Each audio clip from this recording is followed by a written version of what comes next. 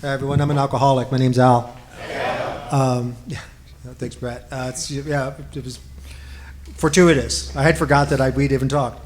But I get nervous about speaking in front of a group, but I'm also the most comfortable, honestly, in a room of AA. That's something I learned about how to be.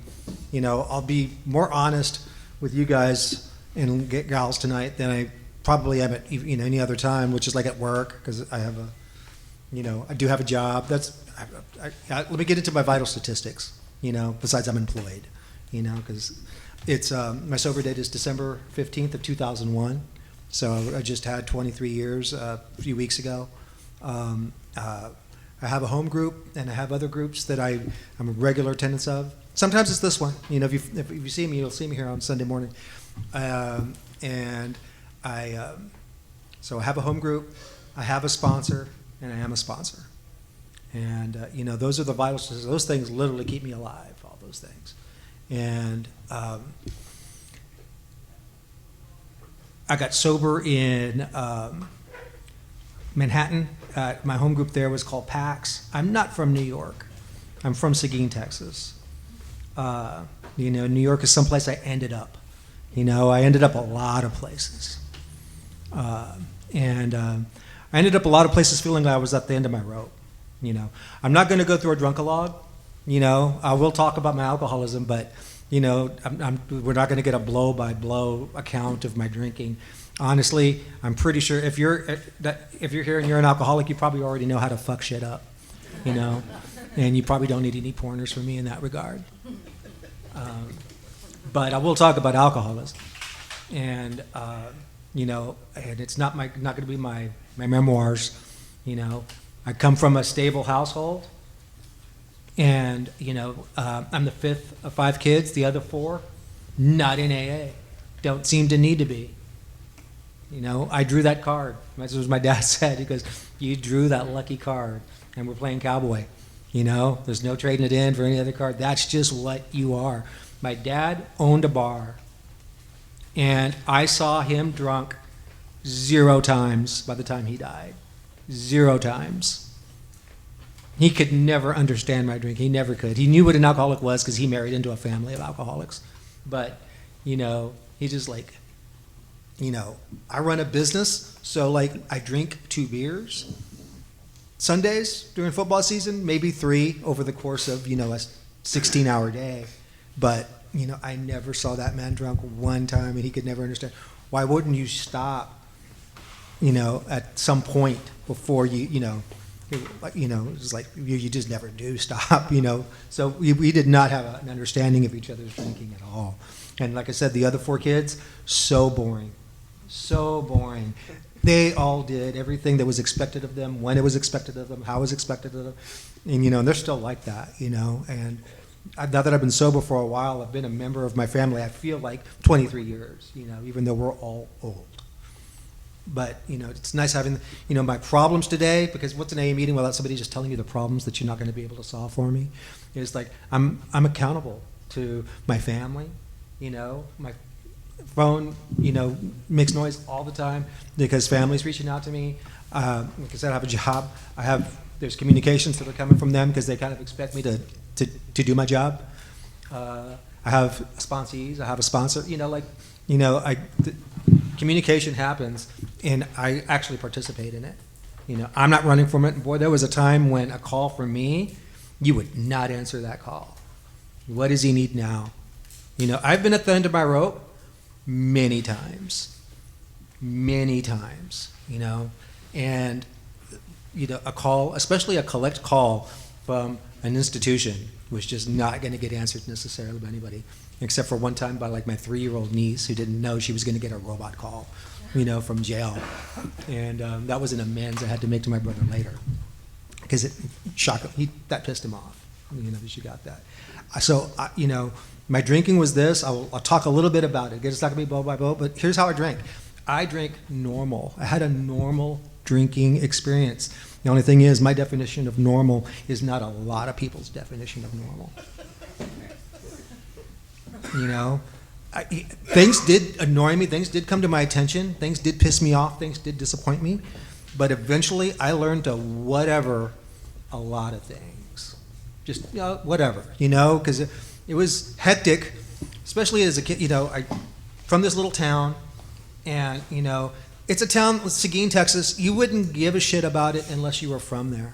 And I am from there, so I know everybody there. There's people whose last names mean something, or at least they did. I don't know if they still do, but, and I was like in the middle of whatever pack I was in, I wasn't from one of those families. My dad was like a beloved local merchant. I will say that he was popular.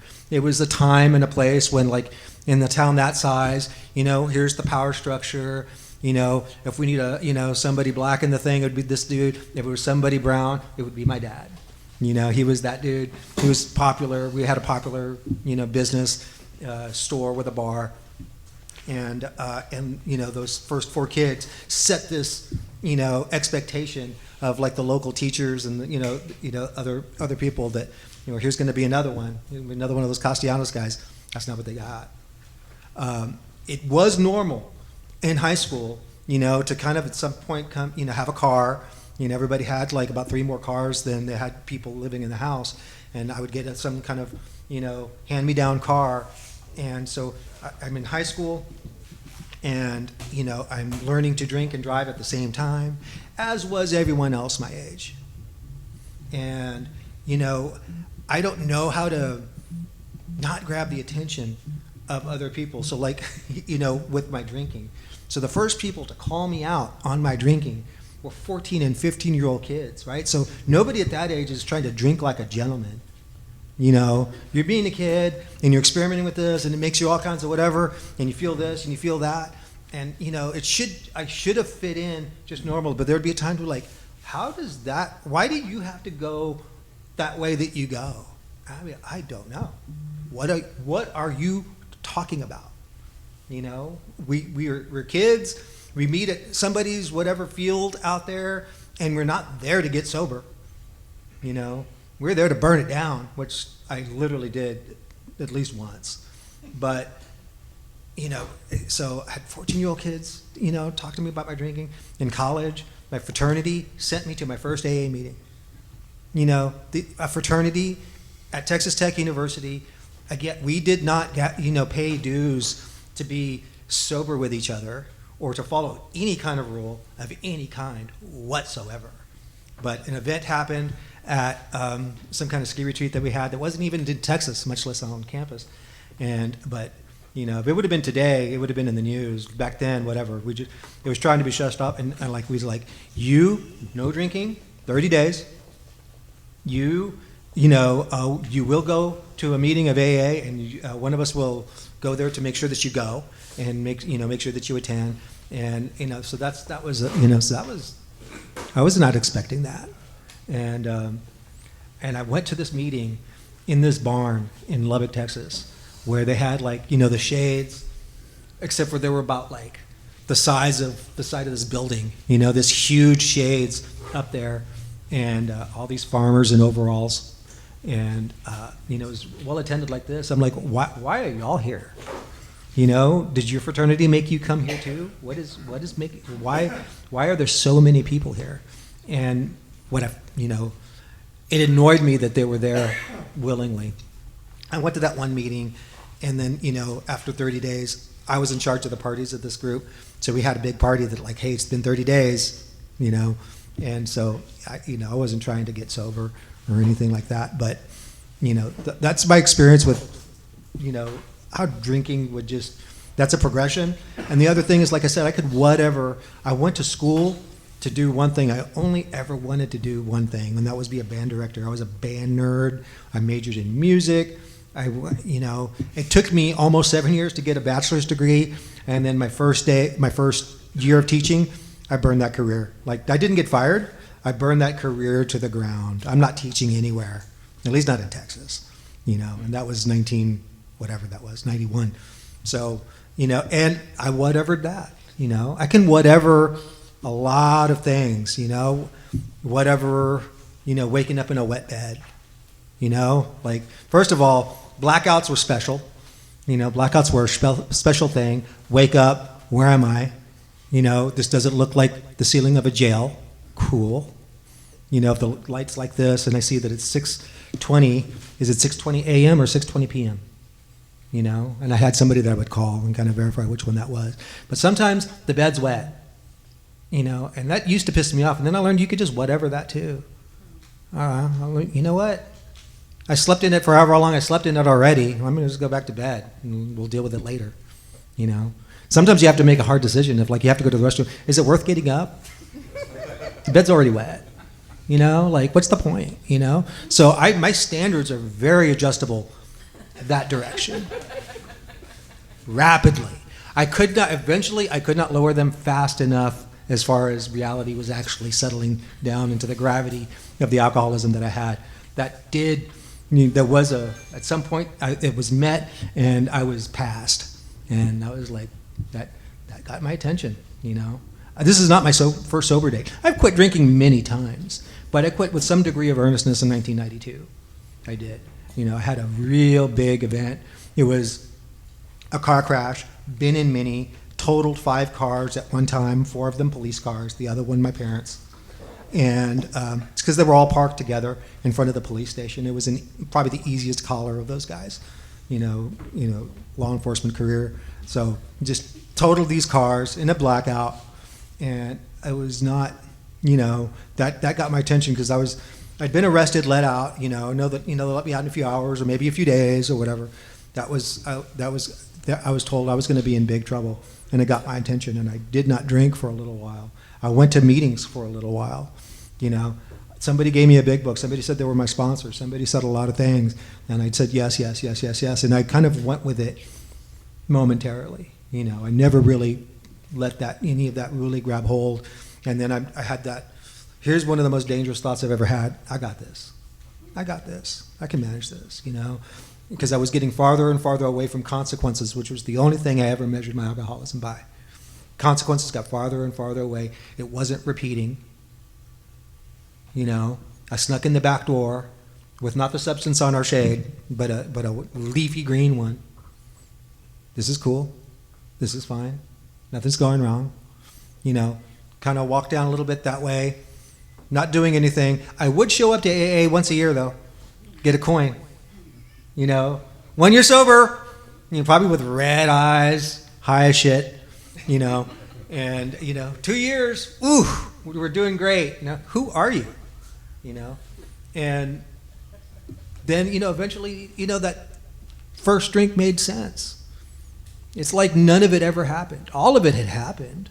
I don't know how to categorize it appropriately or something. The book talks about it a lot better than I do, but I know this. I had gone through a whole lot. I'd burned down a career. Took me 7 years to get a 4-year degree. Took me, first 3 years of school. Here's another thing I could whatever. First thing, people that I like start looking at me and, and talking to me about my drinking. I don't need you people. I will get other people. And then I would get other people. And then you know what? Who needs people? People are the worst, So back away from all people. So I'm going through all this, withdrawal from everything. I'm listening to myself, which turns out I am the most dangerous man I have ever met in my life. Because I will tell myself just deadly, deadly shit. The first drink made sense. It started with a friend of mine getting married, and and we're like having the boys away time, and like we're in a hot tub or something like that. All kinds of stuff was going on. I was only participating in that one substance I'm telling you about, right? The one that you smoke. Other things were happening, and then the shot came, and it's like, dude, you have to do this shot. Like, I'm getting married. Turns out, when I came out of that blackout and waking up on the parents' couch, it's not dry.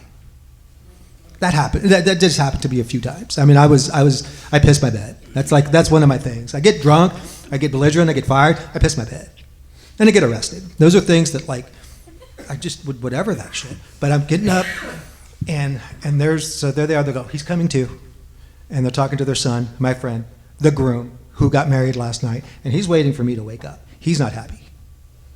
At some point, I thought it a good idea to make a toast and to say everything about the bride that I thought I should say, which is just not. This was her wedding, I was not invited to his next wedding. I was invited to the one after that, So eventually I got sober and I made amends and stuff got good, he got better at getting married too. But the whole thing is like, that was a disaster, and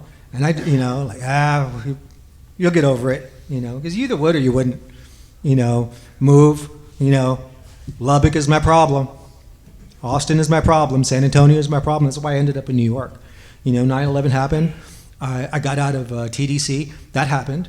I whatevered my way into TDC. I am clearly not a big tough guy, but I just have behaviors that will get me arrested a lot, and eventually I don't do well with probation. Probation, they have this requirement that it's just you're supposed to stop doing the shit that you did to get on probation, and they check. And that was just like, I wasn't going to do that. I would go to my probation office, pee in a cup. I know I'm going to pee, and he'd be like, it is, firing hot for everything that this is a 12 screen, and they're all coming up. No, you should not have done this, and I knew that I was doing that. They would even tell me, this substance right here, 72 hours. Today is Friday, so if you stop doing this at 6 o'clock on Tuesday, I would not know that you did it. Do you understand? Yeah, that makes sense. That makes absolute sense, and I would remember that, like driving there, because I didn't want to be an absconder, but then I decided, whatever, right? Just be an absconder. I'll just be on the run from law. When I went to TDC, I just stopped reporting, so that solved that problem until this next moment I'm going to tell you, which is coming out of a blackout, doing about 75 on I-35 in Austin, and I'm getting pulled over, and so I'm in my car, I am apparently drinking, and and I check some pockets. I'm like, ooh, I have that stuff there in that pocket.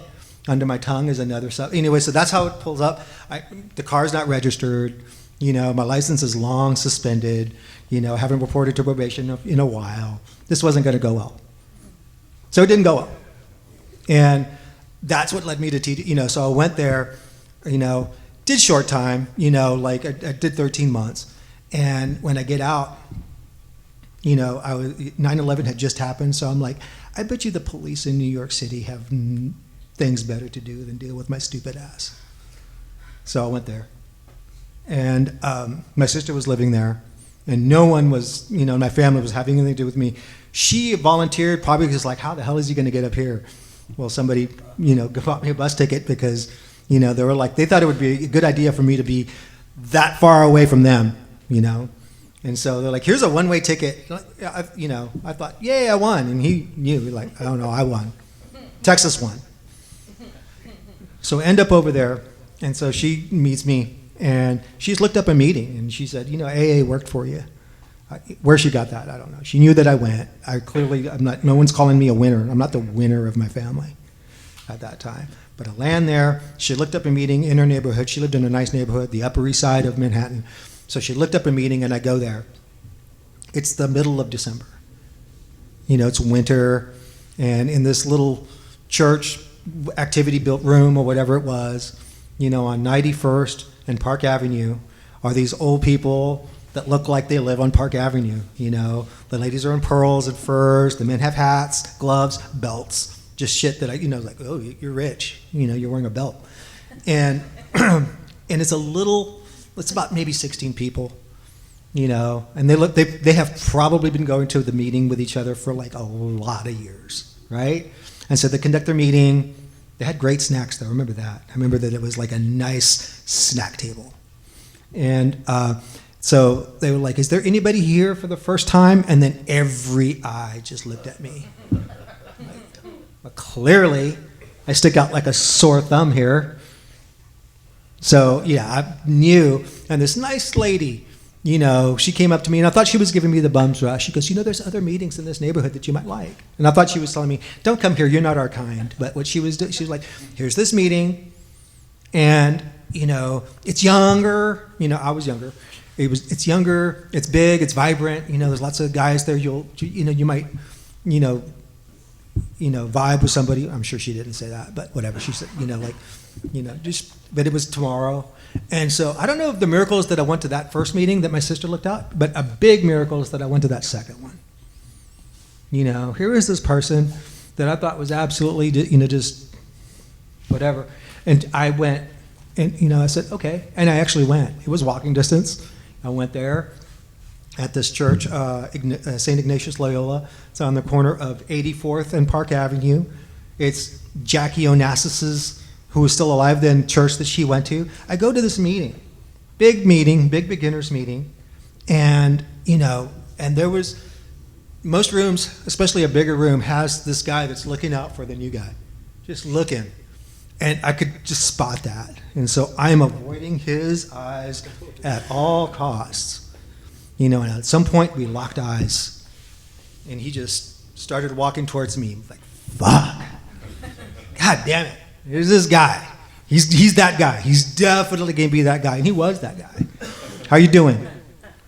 I know that question pisses you off, doesn't it? How'd you know? Dude, next question, is like, what are you willing to do to stay sober? The answer you're looking for is anything. Shit. He just had this thick Brooklyn accent. He had slicked back hair. He wore a leather duster, like down to his ankles. He just absolutely looked like he was right out of the Matrix, except for that he was 60 and his hair was badly dyed black. But like, he was that guy. He was just talking, but there was no getting away from him. Absolutely no getting away from him. And he goes, Giroux, come here. So he calls over this guy named Giroux. And Giroux's family came over on the Mayflower. Giroux has money problems that none of us will probably ever have. He lived in the same building as the Koch brothers. I know because when I saw it, he became my sponsor. Would not have asked him to be my sponsor. And he took me through my first pass of the steps and through the big book. And, it's a process I still use now. He's like, we just read everything together. He's like, I know how to read. He's like, this is not about reading. It's not about reading at all. We're looking for the directions, and we're going to see if you understand them, and if you can, you're going to take them or you're not. But if you do, it's going to go a hell of a lot better for me than if not. But at least I'm going to do my part. He goes, also, honestly, I'm here for me, not for you. Your collateral, good things could happen if you do this, but I'm working a step of mine. You're invited, but like, okay, wow, okay. So this was my experience of being newcomer. The other thing was I met somebody at that meeting who was from Texas, and he came up to me because I said, I just got here from Texas, and this guy Stu came up. He was from Dallas, and he was like, hey, where are you from? And I told him the whole little story. And he's like, oh, tomorrow night, PAX. It's a men's meeting, meets, it's not near here, but it's easy to get there on the subway. And he told me about it.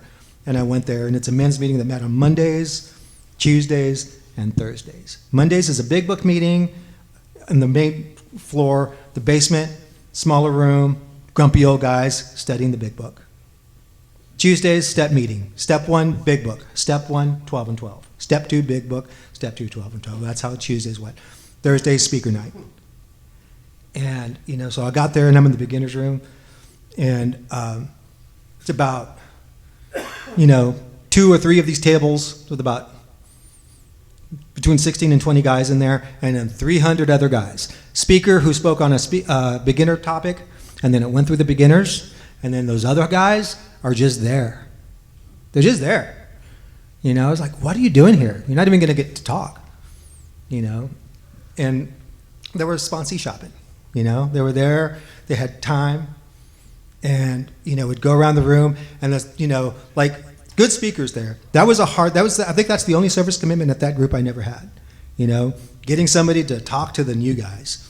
Because then it's going to go around, and if you say one little thing that's about this, like what I've talked about tonight, the whole thing would have gone around, talked about pissing your pants, and that would have been the whole thing all night, right? Instead of anything else I said. So we do that, and then somebody would come up to you and go like, you sound great.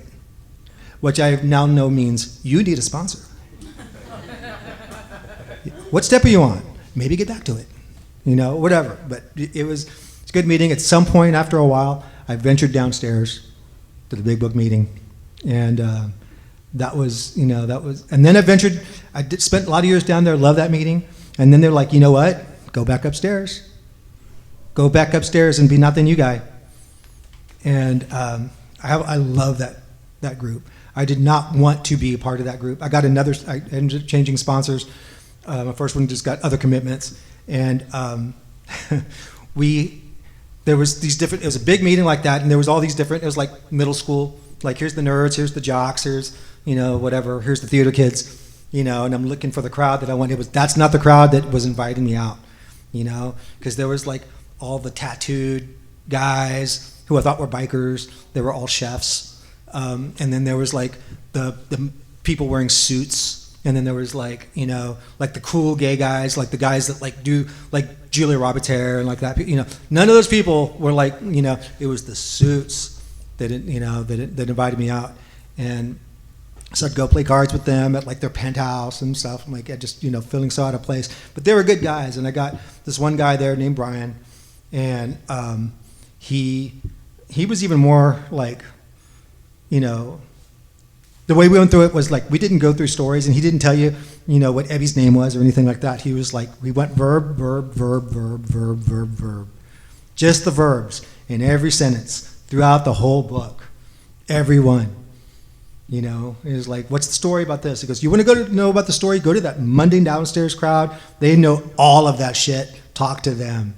Let's do this. Or don't do this. And it was like, okay.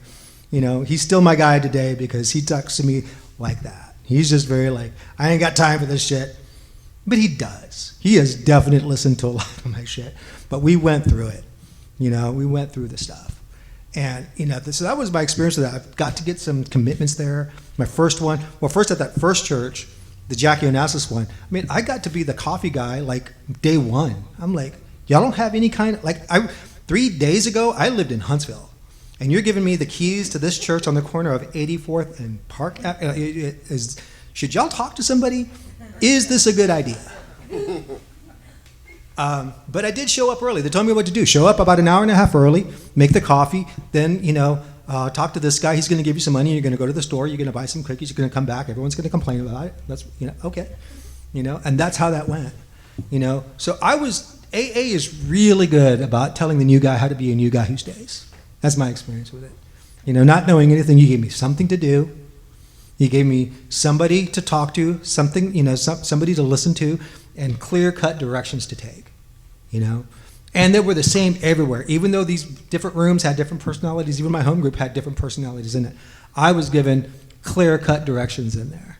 A clear pathway to staying sober, to not taking the next drink, Because they were all, I would judge your backstory, especially in a place like I didn't see a lot of what I would call low bottoms here, and I didn't respect it until somebody said, like, you don't know my deal.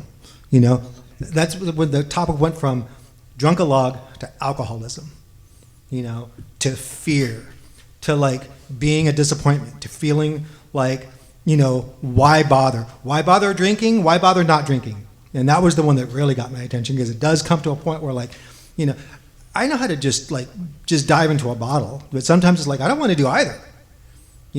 That's that difficult place. We call that the jumping off point, right? That jumping off point. I can't see life with it, can't see it without it. So what can you see? I can't see jack shit. Y'all need to, I was given a vision. I was given a hope. I was given something. All of it involved stuff I wasn't going to tell myself ever to do. Like a spiritual angle, right? I was never going to work on that. It was like, well, I was kind of a good Catholic, and then I was a bad Catholic, and now I'm nothing. But like, I think that should be fine, right? Y'all, every time you talk about God, you seem to apologize for it, So I'm good there, right? I'm like, no, I don't think you're listening quite to what we're saying there, Like, my sponsor actually gave me permission to use a doorknob for my higher power, didn't discourage it. And I was like, man, that was just stupid as shit. He's like, yeah. Now you know that. It was important for you to give that a try. At least you gave that a try. You're not the kind of person that gives suggestions that you don't agree with a try. That was important. So that was my lesson with that. So I'm not saying it's the stupidest shit. I'm saying that it was for me.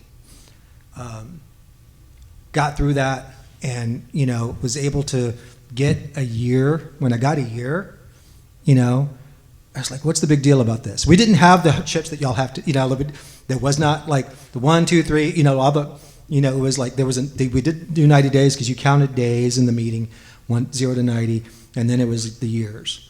And, it was like by the time we got there, it's like you've gone through a birthday, you've gone through anniversaries of happy things, anniversaries of sad things, you've gone through every holiday, all that. You've gone through all of those things, and you've done that once, so that can be done. And that's exactly, that was pretty cool. Developed my relationship that I developed with my home group. I started with people. I started sponsoring people. And, I still have my first sponsee, which is pretty cool, and, but there's been a lot that have come and gone, and I've seen people that I thought were going to be, he's taking the ball and he's running with it, and he's about to make a touchdown, and then either disappeared or something very, very, very not cool happened, where alcoholism takes its ultimate toll. And, there's a lot of ways to meet that. Sometimes you do just drink yourself to death, and you would think that would happen to an old person. Not always. Not always. Somebody, just actually, goes to the end willingly, and you think, well, that would be like, some young, stupid person. You never know. There's a lot of ways that some of us just meet that ultimate end. And anyway, I've seen that. I don't like that, but I have a lot more respect, not only for the disease I have, which I did for a while, but I have a lot of respect for this that pulls us from that consequence, because that's one of those bad consequences. Even if it's just I'm living forever, but I hate it, I don't like that now. I would have whatevered that. As I was in the process of whatevering that, but gave me this relationship, and I met some amazing people, in here. I want to go over, just a few of those before, wind this down. I was going to a meeting. I'm still living in New York, in Midtown. I'm on a subway, and I would go to this meeting in this church at 7 in the morning, and it's crowded, it's rush hour, and somebody catches my eye, and I'm just superficially, and it was like, he looks like something. Anyway, he caught me looking, so I was embarrassed, and I didn't know, so I'm trying to save it awkwardly, and I awkwardly because mean mugs me right back, just looks real. Oh shit, this wasn't cool, right? And I got caught. Damn it, I hate that. And I'm just like, hey, nice boots. Where'd you get them? Afghanistan. Cool, ooh-ah, or whatever it is you say. He was clearly in the military. And so I just tried to back off of it, and I just start looking around, get off on 53rd Street. He was getting off on 53rd Street too. I accidentally step on his foot, pisses him off. He actually goes, God damn it. I'm like, all right, so I'm just walking fast, and I have this meeting to go to, have about a couple of blocks to walk, and he's right there. He is on me. He's also about 6'3" or 6'4". He's just this big dude. I'm 5'5". And so right before I get to this church, I'm like, look, I'm sorry. I said, I'm sorry. You got me. I'm embarrassed. And then I stepped on your foot. I'm sorry. I'm just getting to my AA meeting, right? Because I'm right at the door handle of this church. He's like, yeah, I'm just going to this AA meeting too.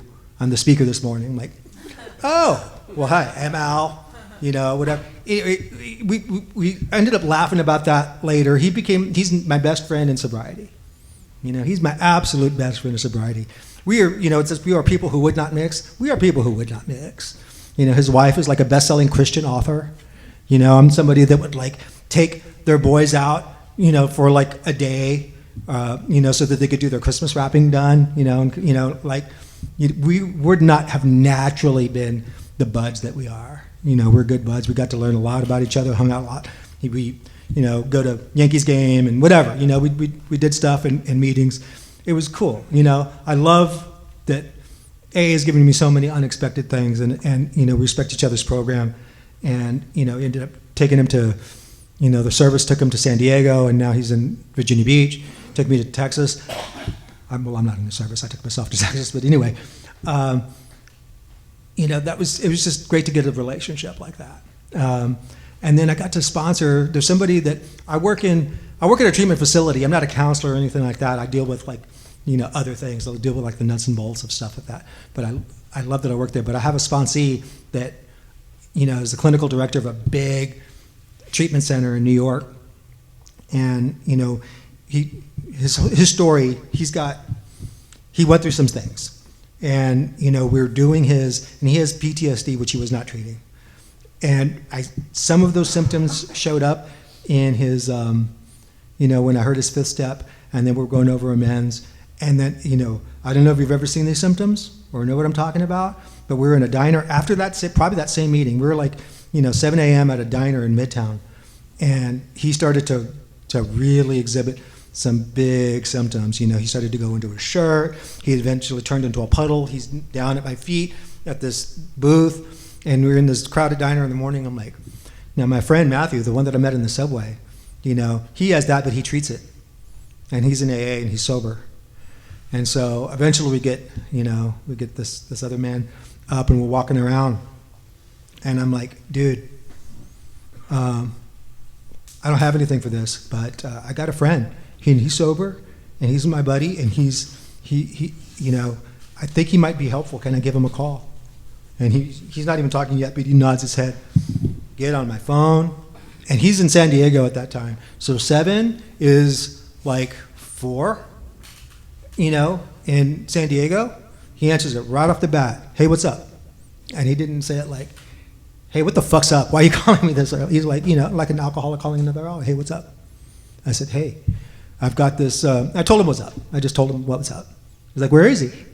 He's right here. Give him the phone. And they talked my battery out.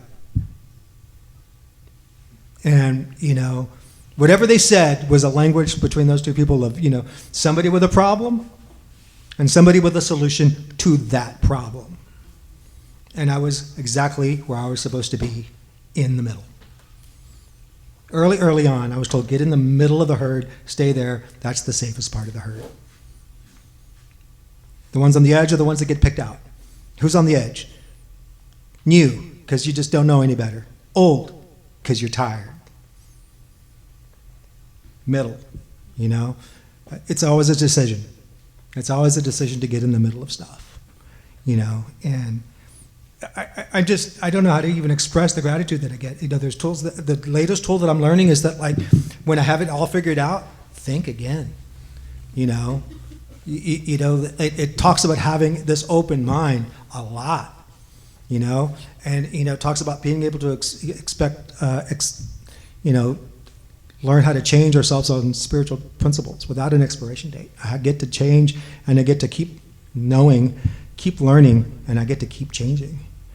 If I'm in the middle, if I'm in the middle of the herd, and if I'm listening to the bullshit that I'm saying, if I'm saying anything of any relevance, I'm just like, don't get too comfortable in what you know, because you might not know it all. There might be something else you can do with new knowledge. And has that ever helped you before when you acquired new things, new tools of how things are? It has worked. Who said that's going to stop?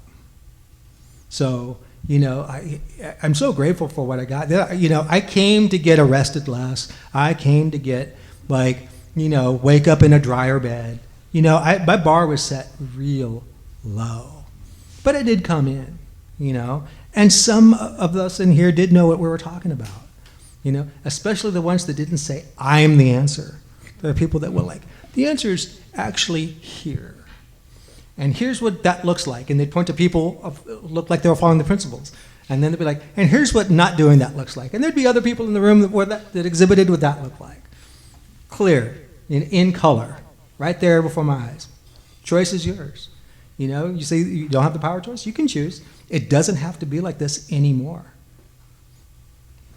And that's how it turned out to be. I actually got to be somebody who, not only, got to change, I've got to see other people change.